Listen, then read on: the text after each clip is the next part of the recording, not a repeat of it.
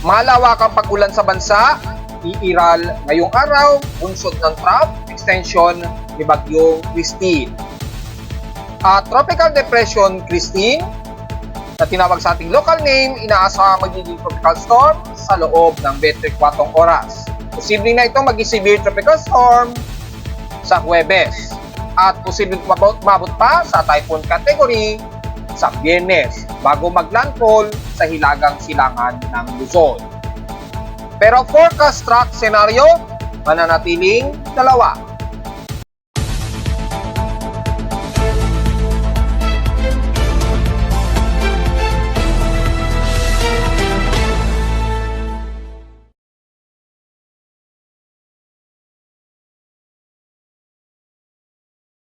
Hello, good morning mga folks. Welcome po muli sa ating daily weather bulletin at analysis para sa araw ng Lunes, October 21, 2024. Ang oras sa ating boss ngayong umaga ay alas 10:39 na ng umaga. Madalas na ngayon tayo makakaranas ng mga pag-ulan, lalo na sa ilang bahagi ngayon ng bansa dahil sa napakalawak na monsoon gyre extension ng trough nitong si Bagyong Christine na pumasok na nga po sa ating Philippine Area of Responsibility kaninang madaling araw. At dahil nga po nasa loob na ng PAR, ay tinawag na natin ito sa local name, kaya patuloy na nating tinututukan nito dahil may potensyal na umabot nga po sa mas malakas na bagyo itong si Christine. At tinasahan nga natin na aabot pa nga ito ng tropical storm maaaring sa loob ng 24 oras mula ngayong araw. At makikita natin sa ating lightning detection system at sa Doppler radar imagery ay makikitang nasa 120 na higit na ang lightning strikes ngayon at karat-karat ngayon ang mga pagkulan dito at mga pagkulang pakilat. So inaasahan sa iba't ibang panig sa silangan ng bansa, maaaring nag-suspend na ng klase, especially din sa may bandang silangan ng Bicol region kung di ako nagkakamali. May mga ibang LGUs na raw ang nag-suspend ng kanilang mga klase dahil nga po sa intermittent na ang mga pag-ulan at nagdudulot na nga po ng mga pagbabaha. And speaking ng pagbabaha, ay nagtaas na po ng flood advisories base sa ating hydrological and rain dams and flood advisory mula sa Date of Hill, siyempre, ni Pag-asa, mula kaninang madaling araw, ay nakataas na po sa mga bahagi nga po, especially dyan sa may bandang Cebu, kabilang na ang bahagi ng Bohol, yan, kasama na ang Negros Oriental. So maraming mga bayan dito. So yung mga rivers dyan, nagtataasan na rin. Kasama na ang nabanggit na natin sa Cebu, mula Kotkot hanggang Balamban. Sa may Bohol naman, dyan sa Ipil, Matulid, Labo. Negros Oriental naman nakataas dyan sa may bandang Libertad, Tanhay, Tandugay, Siaton. At mula naman kaninang 5:23 AM ay nakataas naman sa Guimaras, yan, sa Panay, sa bandang Capiz, sa Aklan, especially sa mga ilog ng Ibahay, Aklan, yan, Olo. Sa Iloilo naman ang ilog ng Pinantan, Morotac, Kalaygan, Alod at Alano. At kasama rin ang Antique, Negros Occidental, yung mga ilog dyan, nakataas din mula dyan sa may bandang boundary ng Malogo, Sikaba, hanggang Sipalay. So medyo lower na yun ng kailugan dyan. Ingat po dahil may mga nakataas na po mga pagbaha dyan. Kung hindi tayo nagkakamali, ay nagsuspend na po ng klase ang ilang bahagi sa may Bicol region. At nakataas nga po sa highly heavy and moderate po ang areas na ito ng ilang parte ng Calabarzon, Bicol region, Eastern Visayas area. At ilang bahagi nga po sa kanluran ng Zamboanga, which is binaha din sila dyan. Ilang bahagi ng Maguindanao area, bandang Davao del Sur, yan. At ilang areas ng Davao de Oro. Mga naka-heavy zone po ang potentially na pagbabaha dyan. Kaya ingat po mga kababayan, dahil patuloy pa natin makakaranas dyan dahil malawak talaga yung epekto ng trough ng extension ni Tropical Depression na si Christine. Sa ating naman thunderstorm watch, nakataas ngayon as of 10 AM. Dito, kasama na ang Metro Manila na expected na po yan. Bulacan, Rizal hanggang Laguna at Cavite yan within 12 hours. Gaya kahapon, asahan na natin ang mga bugsuan na ng mga biglaang pagbuhos ng ulan So ingat sa mga bumibiyahe ngayong araw dahil di inaasahan ang biglang malalakasan ang buhos ng ulan. At sa Visayas naman ay ang area dyan sa bahagi ng Negros Oriental, Guimaras, Iloilo, Antique, Capiz, Aklan, Leyte, Southern Leyte o Biliran. So halos buong Visayas area na. Eastern Samar, Palawan, kasama na ang Palawan area. So halos buong Mimaropa area within 12 hours po yan. So most likely within 12 hours daw according sa data feed ni Pag-asa. So be ready sa mga possible na mga heavy rain showers and thunderstorms at mga pagbaha. So sa ating current conditions, overcast, gloomy po, haze at partly cloudy pa rin dito sa amin sa Caloocan. So asahan yan sa iba't ibang bahagi ng Metro Manila ha. Asahan na natin yan at nabanggit na natin yan halos buong weekdays na ito.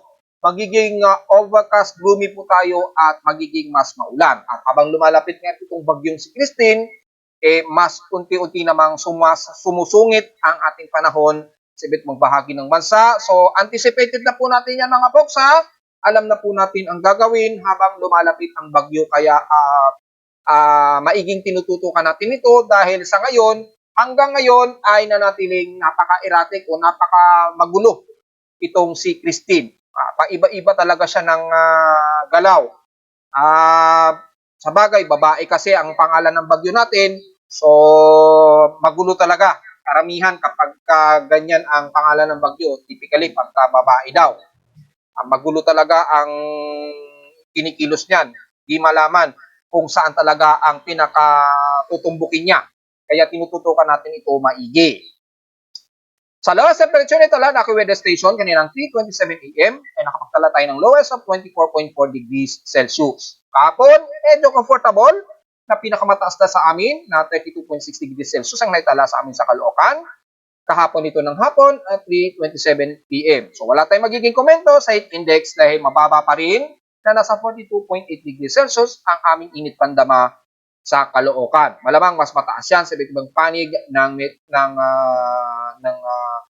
bansa, lalo na dyan sa may bandang Katimugan. So hindi naman typically mababa pero generally base lamang sa aking aparato, mababa ang aming heat index sa Caloocan. Well, malamang mababa na rin sa iba dahil lalo na most of gloomy na tayo dahil sa presensya nitong trough ng extension ng bagyo.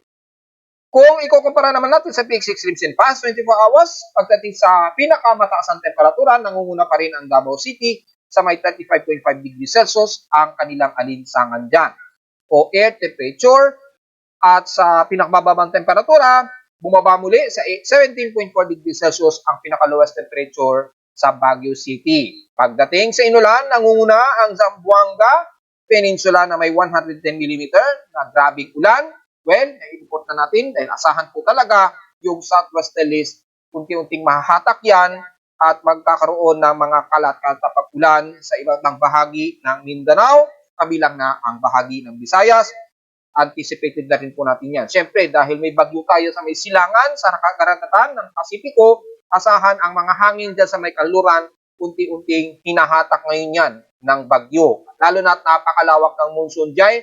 So, malawakan din ang mahihigop nitong southwesterlies wind flow. Maraming nalilito sa southwesterlies o yung monsoon trough. Papaliwanag natin na yan. Yung mga Pilipino kasi natin o kababayan natin na medyo confusing pa rin, makabasa lang sila o makarinig ng salitang monsoon, iniisip na kagad nila ay habagat pa rin daw. Which is, ipapaliwanag natin mamaya-mayang konti. Samantala sa ating outside humidity ay nasa 74%, katamtaman po at walang nagbago since last hour. 1,008 hectopascals na po ang aming atmospheric pressure. So medyo thunderstormy ito and steady ito since last hour. So inulan kami ngayon, mabot naman ng some pinaka-light rain showers lamang na 2.7 mm ang naging pag-ulan namin dito sa Caloocan. So hindi pa masyado ganun katindi pero mas gloomy na po ang paligid namin sa Caloocan. Sa atin namang high tide and low tide status ay minimum low tayo. So may mga mahigit 13 hours pa tayo para mag-high tide.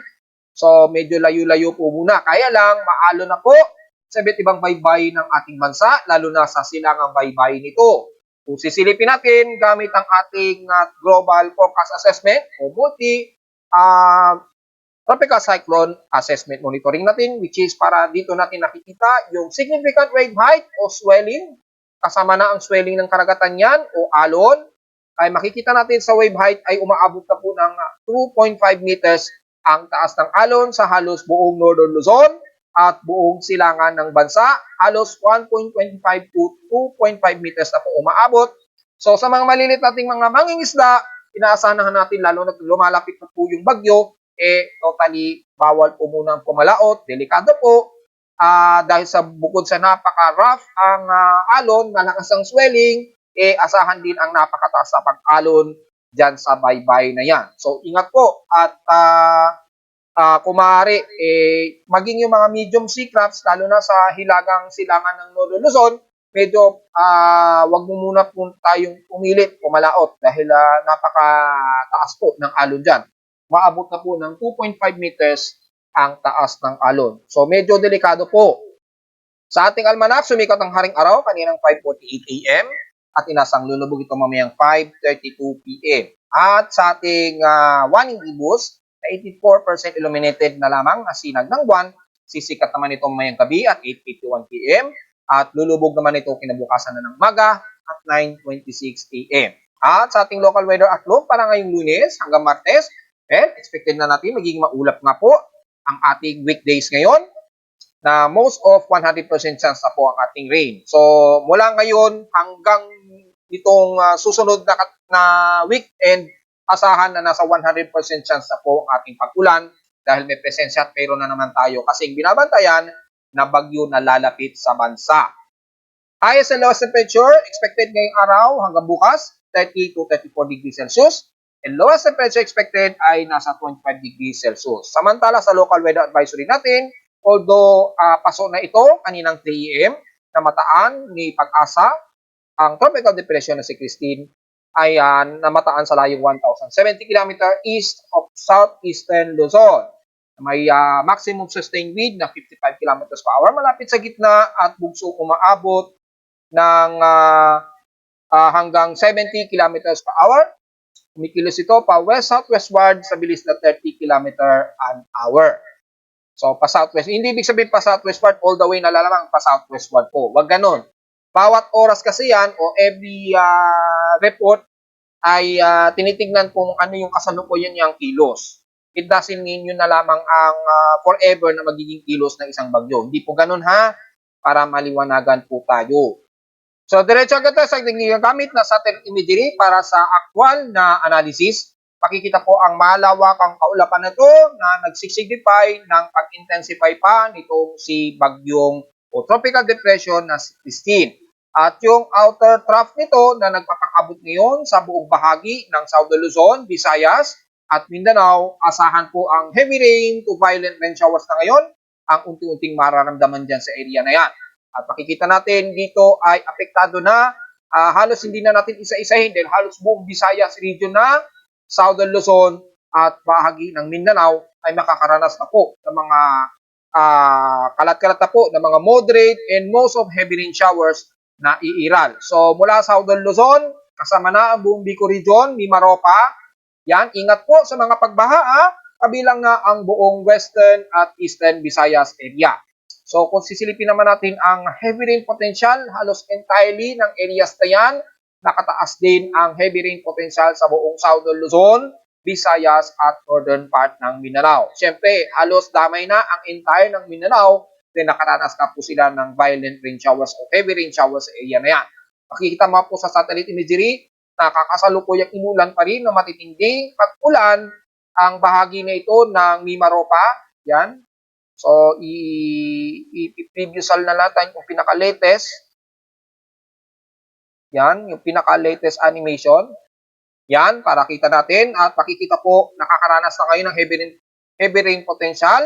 Ang bahagi nga po ng Quezon Province. Yan, mula rito sa Alabat hanggang Atimunan, Quezon. And the rest ng Bicol region, nakakaranas na rin ng mga kalat-katap ulan, light to moderate, and some heavy rain showers na rin mula Camarines Norte, Camarines Sur, buong Naga hanggang Sorsogon na po yan, lalo na ang taga Catanduanes. Sa Mimaropa naman, ang bahagi nga po ng Mindoro, moderate, light to moderate ngayon dyan, hanggang Coron and clusterized na moderate na heavy rain showers sa halos areas ng El Nido, Puerto Princesa, kasama na ang Brooks Point at Balabac. Ingat po, lalo na sa mga taga Kalayaan Islands, heavy rain showers po ang umiila sa inyo. Ingat sa potential na pagbaha. At sa the rest naman ng Visayas region, kasalukuyan ngayon inuulan ng heavy rain showers. Ang bahagi ng Kalibo, Banga, Pulasi, Copas, hanggang Panay, Mamburao, Rojas City. Ingat po sa potential din na pagbaha at huwag sana magkaroon ng pagpunang lupa. Damay na rin ang ilang areas ng Buena Vista, San Joaquin at Iloilo. Kasama na rin ang Guimaras, nakakaranas ng ilang light to moderate showers. At sa halos buong Bacolod, light to moderate showers din. Ang Iiral at nakakaranas ng ilang heavy rain showers dyan sa may bandang Bayawan City, Tanhay City, Bais, at Sibulan. Ingat po sa potensyal na pagbaha at paghuhog ng lupa hanggang dyan sa Siquijor. Kabilang na ang bahagi ng Bohol sa Tagbilaran at Ranglao ay ingat po mga folks. Mga ilang moderate rain showers din na nakakaranas sa bandang Cebu hanggang Talisay. So ingat din po mga folks. At kasama na rin ang mula sa bahagi nga po ng Bohol, lalo na nakakaranas din ng heavy rain showers na ang bahagi ng Mabini, Kanhay at Anda at Camiguin Island, dito na sa bahagi ng Northern Mindanao. Sa Eastern Visayas naman, nakakaranas na rin ng ilang moderate and heavy rain showers, lalo na dito sa may bandang Dagami, Tabon-Tabon, Tolosa, Barawen, Huita, hanggang Santa Fe, ilang areas ng Daram Island, at dito sa may bandang Eastern portion naman ng Samar region, Lawag, Pambulan, Palapag, pababa na yun ng Dolores Oras at Achete. Ingat po sa mga pagbaha mga folks. Asahan din ng mga ilang moderate and heavy rain showers na nararanasan ngayon ng mga taga Borongan, Eastern Samar. Yan, nag-refresh po yung aking satellite imagery. Kasi every 10 to 15 minutes, nag-auto-refresh yan para laging latest po ang ating data. At makikita naman, sana po yung yung latest. Ayan. So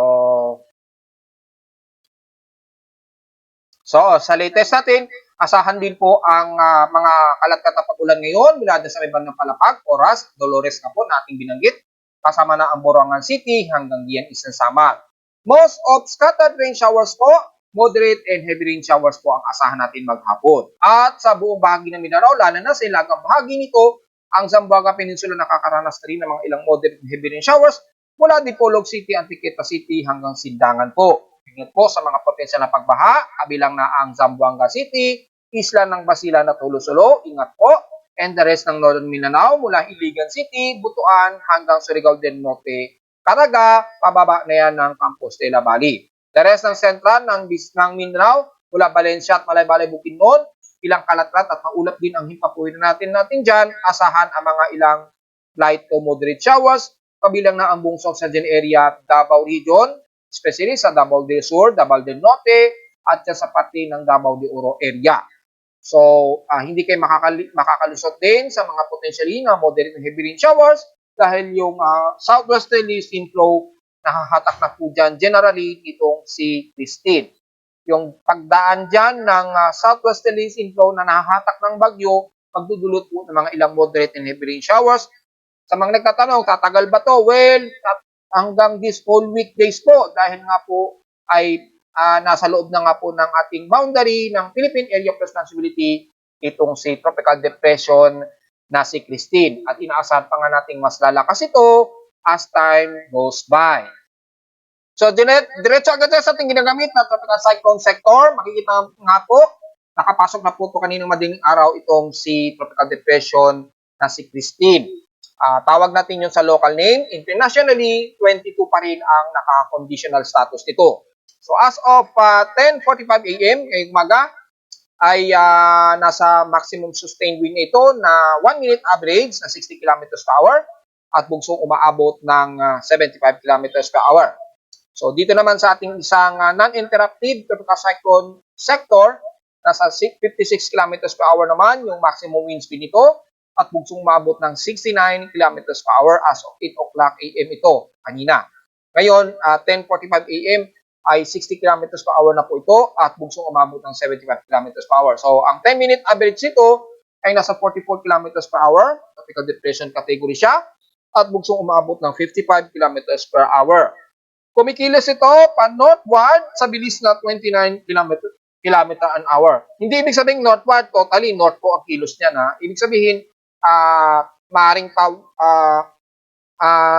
zoom mo yan, kumikilos yan siguro mga ilang kilometro ang kikilos yan ng pa-northward. So, let's say, kikilos yan sa loob ng 3 oras northward. Then mamaya, magwe-westward na naman yan. So on and so forth. Minsan, ganyan ang nagiging galaw ng bagyo, pasuray-suray. Pero kung kukunin mo yung pinaka-elevation, lalabas, west-northwestward po ang kilo. So, yun po ang ibig sabihin niya na hindi ibig sabihin ang movement northward, northward na kagad. Puro norte na lamang. Hindi po ganun na ha. Kasi ang mga satellite naman, kapag nagkakalculate kasi yan, bumabase yan sa latitude and longitude. Hindi naman niya kinukuha yung mismong pa-diagonal. Ang mga satellite naman kasi sumusukat yan base lamang sa latitude and longitude. So, minsan sinasabi niya, yung programming system ng sector ay nakocompute niya ay pa-northward. Kasi the more na mas malapit siya sa 90-degree position, sasabihin na lang ng computer northward ito. So, then after mga 3 hours, ganyan, or 1 hour, biglang kikilos na naman yan pa-westward. Then, pa-northward, siyempre, kada oras yan, gumagalaw naman ng bagyo, di ba? Pa-westward, minsan northward, westward, northward, minsan ganon. Or minsan mahabang westward, and then mag-northward na naman. Then westward. Tapos, yung mga meteorologists, ay, so sinusukat nila yung pinaka-average track niyan. Ganyan. Tinututan nila. So, lalabas, west-northwestward pala ang generally na nagiging kilos ng bagyo. So, yun pong ibig sabihin yan mga folks ha. Kaya pag may nababasa kayo din sa ating tropical cyclone sector na sinabing northward, it doesn't mean tuloy-tuloy, pahilagan na lamang ang kilos yan. Hindi po. Magbabase po kayo sa mga ensemble forecast kasi yun yung mga extended na magiging kilos ng bagyo. Hindi doon sa real time. Dahil ang real time talaga yan, baka makumpuse pa kayo kapag tinitingnan ninyo yung pinaka-real time para malinaw yan. So, kapag babasa natin kaninang 8 o'clock AM na mataan ang sentro ni Tropical Depression Christine sa layong 895 km east ng Pandan, Catanduanes. So, bandang Eastern Bicol pa rin ang position niya. At mabilis na rin ang pagkilos niya pa-northward sa bilis na 29 kilometers nga po. So, within 24 hours maaaring nandito na yan sa bahagi na ito ng eastern part ng Baler or ng Kasiguran Aurora. Kung hindi magbabago yung movement speed niya, kung mananatiling ganyan kabilis, mabilis ang pagkilos niya pa west-northwestward. So dahil mabilis ang kanyang pagkilos, palapit dito sa silangan ng Northern Luzon, asahan na natin na nandito na yan. At expected na rin na magiging tropical depression yan within 24 hours na po. So, isa lamang ang bagyong binabantay natin ngayon so far at lagi natin tututukan dahil nanatiling erratic ang kanyang ensemble tracks. At kung pagbabasehan nga po natin yung ating multiple ensemble forecast system, yan, meron na tayong mean track, ayan, automatic na nakukompute yan ng aking tropical cyclone sector. Ito po yung tinatawag nating mean track. Medyo under experimentation pa yan dahil hindi pa gumagana yung indicators. Dapat meron yan May indicators na dapat yan Bawa, dito, typhoon category na yan. Lalabas dyan yun Pag zinom natin yan, nakalagay na yan, TY na. Which is yun yung expectancy of forecast na magiging category niya sa mga susunod na araw. Tapos dito naman, base sa indicators dito, ayan makikita mo iba yung size ng bilog, mas maliit. Ibig sabihin tropical depression yan. So, meaning, dahil tropical depression siya, expected yung laki ng bilog niya ay nagbabase sa between 62 km per hour ang kanyang wind speed range. So, syempre, the more na lumalakas ang hangin, lumalawak din yung coverage area. So, lumalaki din yung bilog. So, ito, tropical storm ito na mga around 62 to 88 km per hour. Kaya mas malaki-laki na rin yung bilog niya. Ayan Naglalaro yan. So at least actual nating na monitor kung ano yung expectancy ng mean track na base sa ensemble forecast. which is yun din ang ginagamit ng mga iba't ibang ng mga weather agency gaya na lamang ng Joint Typhoon Weather Center. Kaya makikita mo halos parehong-pareho ang lumalabas na tracks o yung mean track namin. At makikita nyo po dito is malaki na yung bilog niya, meaning pasok siya sa tropical storm. At nabanggit na nga po natin, mga within 24 hours na po, expected aabot ito ng tropical storm category. And then dito, magiging severe tropical storm siya by Thursday. Yan, mas malaki na siya. Severe tropical storm. And then typhoon category, mga bandang Biyernes. Mas malaki. See, yung coverage area niyan, mas lumalaki po. So mapapansin niyo po, the more na lumalakas ang isang bagyo, lumalaki rin ang kanyang coverage area. Yun yung tinatawag natin sa Pilipinas na tropical cyclone o storm surge range o yung storm surge. Kaya lang, may nahati yan sa kategorya. Di ba? May tinatawag tayong cyclone range, yung storm range, at yung gale range. Yung gale force wind range at storm range. Yung mas malapit. Mga within mga around 60 to 62 kilometer ang pinaka-coverage range area. Kulay-pula yon. Kung titingnan nyo dun sa pinaka-analysis ni Pag-asa, may kulay-pula. Then yung yellow or yung orange outer naman, yun yung pinaka-gale wind niya. So, ganun din dito sa makikita natin. Lumalaki rin yung coverage area. So, kung i-zoom natin yan, maaaring apektado na ang parte nito ng bandang Tuguegarao o ng bandang Cagayan Valley once na naging typhoon category na yan. Expected, kung mabot sa typhoon category yan, pagsisimula agad sa tropical cyclone warning signal number 4, ang bahagi na yan ng Cagayan Valley at maaring madamay ang Isabela hanggang Kasiguran Aurora na yan kung mangyayari yan sa Biyernes na umabot sa typhoon category. Pero kung severe tropical storm lamang, maaring hanggang highest of tropical cyclone signal number 3 ang magiging itataas yan o maaaring itaas ni Pag-asa kung mananatiling severe tropical storm. So, pag naging typhoon category yan, matik tropical cyclone wind signal number 4 kaagad ang ipapataw ni Pag-asa dyan. Sa ngayon, malayo pa ang bagyo, kaya magbabase lamang tayo sa within 24-hour period muna na posible nga o ina-expect na natin na magiging tropical storm na ito. Kung hindi ngayong araw, baka bukas ng madaling araw. So, within 24 hours po yan mga folks, expected dyan. At makikita natin, napaka-erratic pa rin ng ipinapakita ng forecast track niya. Pero dito sa mean track, makikita natin, magla-landfall nga po ito. Kung zoom in natin ng mas malapitan, maaaring mag-landfall ito sa may bandang Makunakon o bandang Penablanca, sa may Bagaw, Isabela. So, generally, Isabela po, unang ila-landfall nito, yun yung mean track, yung kulay itim. Mean track po yan, yung average track. Nako-compute yan mula sa mga ensemble forecast track na ito. Pero dahil nagbabago-bago pa yung ensemble, maaaring magbago-bago rin yung lalabas na mean track nito. Sa ngayon, yan muna ang lumalabas na latest ensemble forecast tracks. So, dalawa pa rin ang lumalabas na senaryo. Ang unang senaryo, itong nangyayari ngayon sa mean track. Yan, na maglalandfall pa rin sa hilagang bahagi ng Luzon. At yung second scenario naman ay maaari pa itong lumihis at tumungo sa direksyon ng Taiwan. So kung hindi man siya mag-Okinawa, just in case, lumihis ng gusto pa Okinawa, depende kasi pa yan sa epekto ng high pressure area sa itaas. So kung masunod ang scenario 2, maaring tumbukin lamang nito ang parte ng Taiwan. So, manatiling dalawa po ang ating senaryo na posibleng maging kilos pa rin ito habang malayo pa sa kalupaan ang sentro ni Christine. So, magbabago-bago pa rin yan. Sa ngayon, ito pa lamang ang lumalabas na initial mean track. Maaari pang magbago yan. Dahil kahapon, di ba, ang mean track nandito yan sa may bandang Babuyan Island.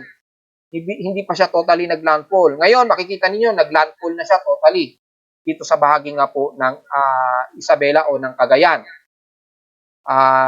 Kalupaan ng Cagayan. At makikitang tatawid nga ito ng Tuguegarao.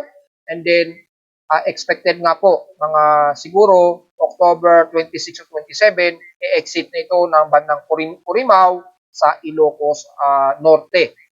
Yan, bandang Ilocos Norte na malamang yan ang sakop ng Purimao. i-exit ng ating kalupaan. So magpapabago-bago pa po yan mga folks. Hindi pa finality ang forecast track na yan dahil posible pa itong magbago at maaring kumabig pa ito patungo nga po sa direksyon ng Taiwan. So yun po ang kaliwanag niyan mga folks ha. Sa ngayon sa ating floater, makikita natin napakalawak po ng kanyang upward low convection. Very organized na rin siya. Kaya lang napakalawak ng kanyang central cyclone eye, yung pinaka-central ng eye wall niya, napakalawak. So dahil sa napakalawak ng central eye wall niya, napapansin natin lahat ng southwesterlies, hatak na hatak niya po. At yung presence ng kanyang monsoon trough o yung extension trough nagpapang-abot sa iba't ibang bahagi nga po ng Eastern Visayas o entirely ng Visayas at Mindanao area. So habang lumalapit yan, lalo na sa may silangan ng Northern Luzon, unti-unting maapektuhan na rin ang buong Kabikulan at Calabarzon. Siyempre, damay na rin ang Metro Manila and the rest ng Northern Luzon sa mga susunod na araw pa habang lumalapit itong si Christine. So, malinaw yan mga folks. So, either way masunod ang scenario 1 o scenario 2, maging preparado pa rin tayo dahil either way lumihis man yan, maapektuhan pa rin tayo ng napakalawak na trough na dala ng matitinding pag-ulan na magdudulot pa rin yan ng pagbaha sa iba't ibang panig po ng Luzon, kasama na ang Metro Manila. So, maigi pa rin magpreparado pa rin tayo alinman sa senaryo ang masunod. Pagsapit nga po ng ditong darating na weekend or bago mag-Biyernes. So, maliwanag yan at maging ready po tayo. Tinasa natin ang yung ating mga LGU. Ipe-prepare na po ninyo kung mag-suspend po kayo ng inyong mga klase. Mag-decision na po kayo at makipag-coordinate po kayo sa ating mga official, siyempre sa ating Weather Bureau kay Pag-asa. At kung sakali man mangyari ang scenario 1, ay kung sakaling maapektuhan kayo ng matindi, lalo na sa bandang Isabela o sa bahagi ng Cagayan Valley, bago mag-Biyernes, kung maaari ay ihanda na ninyo po ang inyong evacuation o evacuation centers kung sakali dahil hindi natin may aalis pa na umabot yan sa typhoon category ha. Malakas po yun, so alam na natin kung kailangan mag-evacuate sa araw na yan, ihanda na natin ngayong araw pa lamang. Mas maganda, mas maaga po tayo nakakapag-prepare. At kung meron kayong mga biyahe o booking, siguro 2 days from now, mag-decide po kayo kung kailangan ninyong i-divert muna ang inyong mga travels. Dahil nga po, delikado, lalo na't aabot pa sa severe tropical storm itong si Christine. Diretso naman agad tayo sa ating ginagamit na tropical cyclone assessment monitoring. At makikita po natin mula dito sa ating global spectral model, base dito sa latest track ng global spectral model natin, halos nasunod na rin ang scenario 1, pero alanganing scenario 2 to dahil ito halos babaybay nito ang Batanes, Cook Island o Babuin Island. So parang paglapit niya ng silangan ng Northern Luzon, bigla itong kakabig pa ganyan, medyo pa northward. So parang hindi siya tatama sa pinakamalaking kalupaan ng Luzon, according dito ha. At kung titingnan natin yung mean sea level pressure, aabot nga siya ng severe tropical storm, then typhoon category, and then makikita ninyo, tatabas ito ng bandang Batanes, Cook Island. So ganyan ang kilos niya, and then paganyan. So halos alanganin na scenario 1 and scenario 2 ang ipinapakita ng global spectral model natin. Walang nakitaan na total landfall. Base dito po so magbabago pa po yan. Pero yung influence ng outer rain band niya at pati yung pinaka-gale wind and storm surge, apektado ang buong bahagi ng Northern Luzon. So kahit hindi man yan mag-total landfall, ingat pa rin po dahil yung kanyang storm wind abot po dyan sa bahagi na po ng Northern Luzon. So maaari pa rin itaas yan ni Pag-asa sa tropical cyclone wind signal number 3 pababa. So inaasa na natin tropical cyclone wind signal number 3 yan. Kung sakaling hanggang severe tropical storm lang ang itataas ni Pag-asa. Kung pagbabasa natin sa ating tropical cyclone assessment monitoring, maaari pa siyang umabot ng typhoon category. So either way, na itaas sa tropical cyclone wind signal number 4 or 3, medyo delikado pa rin, lalo na dyan sa bahagi ng Nodo Luzon, pababa na yun ng Central Luzon. Apektado din ang Metro Manila, so ingat po at medyo preparado tayo sa mga posibleng matitinding ulan at pagbaha. Then alam natin, may problema tayo sa ating flood control system, lalo na sa Metro Manila, madali pa rin tayong bahain yan mga folks. So medyo hinahanda pa rin po tayo. At dahil dyan, asahan na po natin ang mataas na swelling at alon sa karagatan na binanggit natin kanina. Yan o, napakataas po ng swelling at alon. So matik, na-discuss na rin natin yan kanina. At yung sumusunod na posibleng mabuong bagyo na kumikilos dito sa may bandang Guam, at kung pagbabasin natin ang convergence track monitoring, hopefully merong latest update. Yes, meron at makikita natin dito ay merong developing na panibagong low pressure area along sa southwesterlies inflow na palapit sa may bandang Guam. So na-post na natin ito, kaya tututukan din natin yan within 55 to 60 hour period. Since na nahahatak pa siya ng shin itong southwesterlies inflow na nahahatak ni Christine, kaya medyo alanganin pa yung development ng convergence niya. Pero mataas na ito, na umaabot na po ng halos mahigit 30 kilometers per hour. So may chance pa rin itong magpang-abot sa pinaka-circulation niya, no? 1,004 hectopascal. So 1,004, tama. So low pressure area na siya or pasok sa invest. So just in case mag-invest, susunod na yan as 97W. So at least meron na tayong idea. Dadaan ito sa may bandang Mariana Islands o ng Guam. Ayun o, yung circulation niya. Expected na yan by October 25 o 26, 2024. So bago mag-weekend itong linggong ito. So bago magkatapusan man lang na October, makakaranas pa tayo ng masungit na panahon. At makikita natin dito ang pag-traverse nga po ni Christine. So parang scenario 2 ang nasusunod sa kanya na alanganing scenario 1. Tingnan po natin. Base naman sa ating mga multiple computer models, mula kay GMS, yan, kung titingnan natin ng pinakadetalye, halos sa nasunod pa rin yung scenario 1 na tatawid ito ng kalupaan o malalaking kalupaan ng Luzon. Ayan. So magbabandang Cagayan ito o bandang Isabela. Tatawirin ito ang buong Luzon. Ayan, Nodo Luzon. As severe tropical storm to typhoon category pa rin. So alanganin pa rin na magiging typhoon siya. So tututukan natin maigi. At yung sumunod na possible, si 97W, lalapit naman ito sa may bandang Guam. Yan. Scenario 1, ang ipinapakita ni GFS, kay ECMWF naman, ay ganun din. So, mataas na ang confidence na mukhang masusunod ang scenario 1. Dahil kay ECMWF, halos tatabas din siya ng landmass ng Nodo Luzon. Ayan, oh. Kahapon, hindi. Iba ang pinapakita ni ECMWF kahapon. Ngayong araw, halos nasunod na ang scenario 1. Kay NABGEM naman, wala pang latest data. May mga ilang animation track na lamang na pinapakita dito. Ito naman, scenario 2 ang ipinapakita ni NABGEM. Dahil ito ay kikilos pa west-northwestward papunta sa direksyon ng Taiwan. So, walang ipinapakita na maglalandfall. Halos ang ilalandfall lang niya, maaaring dyan sa may bandang Batanes, Lukop Island. Pero wala sa pinaka-landmass ng Nodo Luzon. So, halos kapareho sa ating global spectral model na mangyayari po na dadaan ito ng Batanes, Lukop Islands. Kabilang kasama na kay NABGEM. So, ang highly confidence na masusunod ang scenario 1 ay si GFS at ECMWF. Ang scenario 2 naman, posibleng mabot o posible kay NABGEM at Japan Meteorological Agency. Yan. So, nanatiling 50-50 pa rin yung confidence na masunod ang scenario 1 o scenario 2. So, napakalikot talaga ng bagyong ito. Talagang ito yung nagpapasakit ng ulo ng mga meteorologists, promise po yan. Kahit itanong nyo po yan sa mga meteorologists. Sa mga ganyang malikot ang bagyo, magulo yung desisyon niya, sumasakit din ang ulo ng mga meteorologists niyan dahil nahihirapan din sila na i-forecast yan na napayak o significant.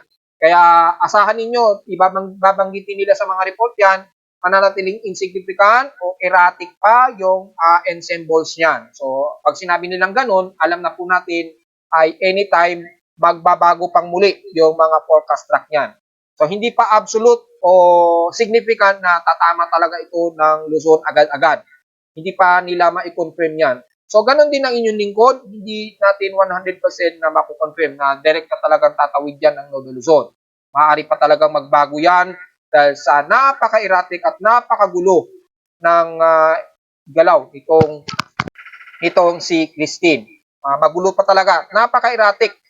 Nakita nyo naman sa ating tropical cyclone sector na report kanina. So, magulo pa talaga yung galaw ni Christine. At sa ating ulat Mindol, so far, malinis at wala naman masyadong nadedetect na malakas-lakas na pagginig ang aking aparato sa Caloocan. So, diretso agad tayo sa data feed ni P-Box. Mula kaninang 12 a.m. ay so far, mangilan-ngilan pa lamang na mga minor earthquakes ang naitala natin ngayong araw. Wala pa so far na magnitude 4.0 pataas ang nai-record. So, wala tayong masyadong magiging komento muna. Maliban na lamang sa real-time world seismic monitoring, makikita ninyo na may mga malalakas na mga pagginig sa iba't ibang panig ng mundo. Tingnan nyo na lamang yan sa aking website under WXQuake section o earthquake section. Kung ano yung sa mga area ninyo, sa mga kababayan natin sa iba't ibang panig ng mundo. Karamihan dito sa may bandang Santa Cruz. Saan kaya yung Santa Cruz na yan? Bandang Solomon Islands o malapit sa may bandang Fiji Islands pa rin. San Juan, Argentina. South America naman ito. Magnitude 5.8 naman sa may bandang Indonesia.